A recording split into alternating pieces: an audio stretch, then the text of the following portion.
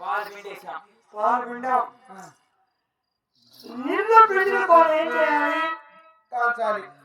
ఇది పాలు పిండాం. అవును. నిన్న పిండిన పాలు దద్ది మొదలు చేయాలి. నిన్న పిండిన పాలుని బాగా కాసు పెట్టాం.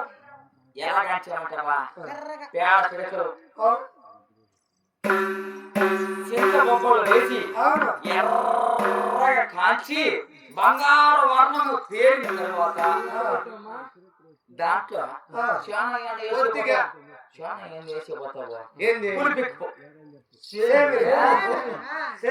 అవును సేవి చాలా వేసేపోతావు. చాలా వేస్తే ఏమవుతుంది? పులిపెక్కిపోతుంది. సరే తగిన మాత్రం వేసి మనకు తెలుసు కదా, మా అత్త చెప్పింది, చెప్పినట్లు వేస్తే అది బాగా గడ్డగా పేరింది కదా, దాన్ని ఇప్పుడు ఏం చెయ్యాలా? అలాగే తల్లి.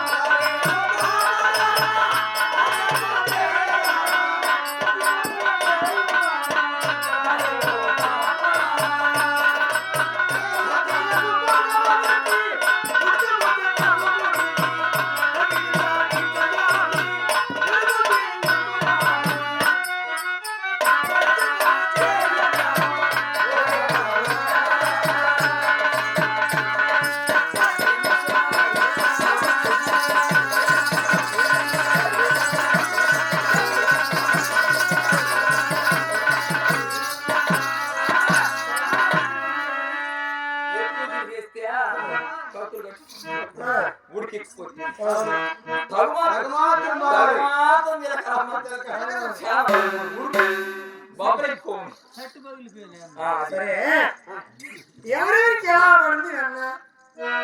మరి ఎలా పడింది? పెద్దదాన్ని నువ్వు చెప్పుకుంటా, నేను చెప్తాను.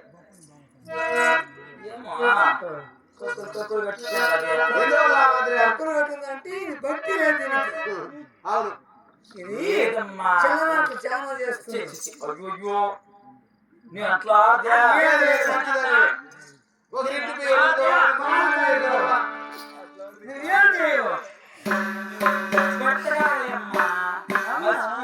నువ్వేమో ఎట్లాడాలంటే చేస్తున్న పని కడగాలనుకుంటా. నా పాప మెట్టుకు పోసుకుంటావు. పరిస్థితిగా పడింది. అంటే నువ్వు పెట్టుకొని చాలా కొద్దిగా వేసుకుంటావు. అది పొరపాటు ఆరున్నది మనసు. అవును, ఏడా అక్కడ ఉన్నది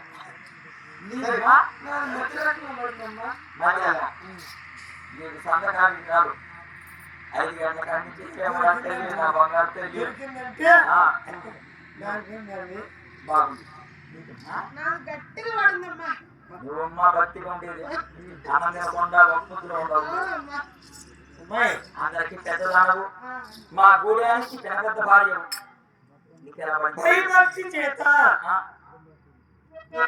ఒళ్ళు దగ్గర ఉంచుకొని భయపడుతూ శ్రీకృష్ణ పరిణామాన్ని మనము ధ్వనిస్తూ చిలికారు కాబట్టి ఏ ముద్ద చూడేటప్పుడు అలా తిరగబడి ఇట్లా పట్టుకుంటే రాయి వారికి ఉంటుంది. భక్తి ఎలా ఉంది? ఏం చూడమ్మా, పోయి జాతి అయిపోయింది కదా, అన్ని చుట్టూ అడ్వర్టైసింది, భక్తి అనిపించుకునింది. ఎప్పుడు ఒకటేనే ఆ వయసు కూడా తల్లి తండ్రి కాడి నుంచి భక్తి నేర్చుకుంటూ వచ్చాను కాబట్టి భర్త గారి చెంత అత్త మామల చెంత ఎట్లా తిరగాలి, ఎట్లా మాట్లాడాలి, మాట్లాడాలి. సరే తల్లి, అయితే అమ్మా వారికి బడి చెప్పుకున్నా, ఇక వారి